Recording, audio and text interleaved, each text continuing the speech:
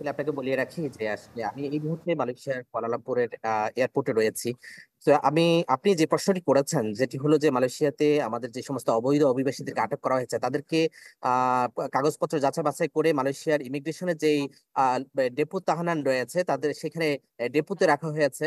এবং আপনাকে যদি বলে রাখি আসলে ডেপো যেখানে ইমিগ্রেশনের ডেপুতে বাংলাদেশি ওয়ার্কার্সদেরকে রাখা হয়েছে আসলে এটা অত্যন্ত নেক্কারজনক একটা জায়গা, যেখানে হলো যে ঠিক মতো খাবার দাবার পাওয়া যায় না। ঠিক মতো হলো যে তাদেরকে কোনোভাবে হলো যে আহ, আহ, কোনোভাবে তদারকি করা হয় না। এটা নিয়ে আপনি দেখেছেন যে জাতিসংঘে ইতিমধ্যে বিভিন্ন রকম বিবৃতি দিয়েছে যে মালয়েশিয়াতে আসলে ফরেন ওয়ার্কার্সদের উপর যেভাবে নির্যাতন হচ্ছে, যেভাবে ধরপাকড় চলছে, এটা নিয়ে হলো যে জাতিসংঘ ইতিমধ্যে উদ্বেগ প্রকাশ করেছে।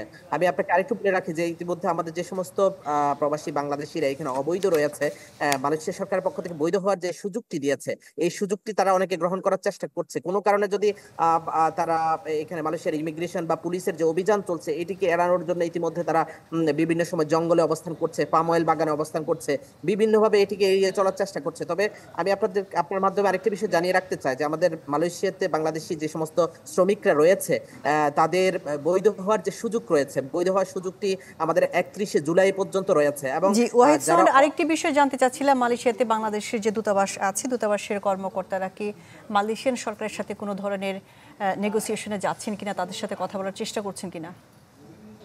আমি যদি আপনাকে বলে রাখি যে গত সপ্তাহে মালয়েশিয়া এবং বাংলাদেশের মধ্যে JWCর একটি মিটিং হয়েছে, জয়েন্ট ওয়ার্কিং কমিটি একটি মিটিং হয়েছে।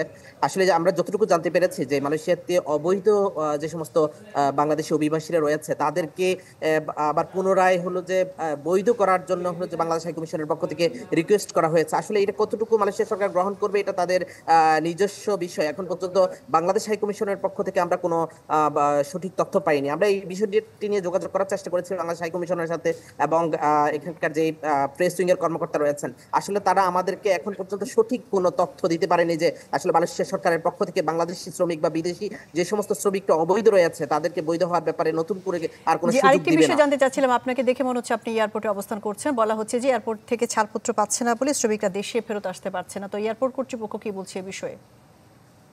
আসলে আমি যদি আপনাকে বলে রাখি যে গতকালকে থেকে আজকে পর্যন্ত আমাদের কয়েক হাজার বাংলাদেশি শ্রমিক মালয়েশিয়ার কুয়ালালামপুর এয়ারপোর্ট 1 এবং এয়ারপোর্ট 2 তে অবস্থান করছে। এবং সবচেয়ে বড় প্রবলেম যেটি আমি আপনার মাধ্যমে বলে রাখতে চাই যে নিয়োগকর্তারা সঠিক সময়ে আমাদের বাংলাদেশি ওয়ার্কারদেরকে তারা রিসিভ করছে না, যার কারণে এখানে একটা জটলা তৈরি হয়েছে, যেটি মালয়েশিয়ার সোশ্যাল মিডিয়াতে এটিকে হাইলাইটস করা হয়েছে। এখানে আমি আপনাকে বলে রাখি যে আমরা যতটুকু তথ্য পেয়েছি যে বাংলাদেশ হাই কমিশনের তথ্য অনুযায়ী প্রায় ওরা 1,65,000 কোম্পানির স্টেশন দিয়ে 4,65,000 লোকের ওয়ার্কার আসার জন্য একটা স্টেশন দিয়েছে। তার মধ্যে ইতিমধ্যে আমরা যতটুকু তথ্য পেয়েছি যে 30,000-এর মতো বাংলাদেশি ওয়ার্কার এখন পর্যন্ত যারা বাংলাদেশ থেকে মালয়েশিয়াতে আসতে পারেনি, এবং যারা এসেছে তারা এখন পর্যন্ত তাদেরকে এয়ারপোর্ট থেকে ক্লিয়ার করা হয়নি। আমি যদি আপনাকে বলে রাখি, কিছুক্ষণ আগে এয়ারপোর্টের একজন কর্মকর্তার সাথে আমি কথা বলেছিলাম যে এখন পর্যন্ত KLI-1 যেটা, এখানে প্রায় 4,000-এর অধিক কর্মী এখনো ভেতরে অবস্থান করছে, যারা আপনাকে যদি বলে রাখি তারা অসহনীয় গরমের মধ্যে রয়েছে, তাদের ঠিকমতো খাবার নেই। কিছুক্ষণ আগে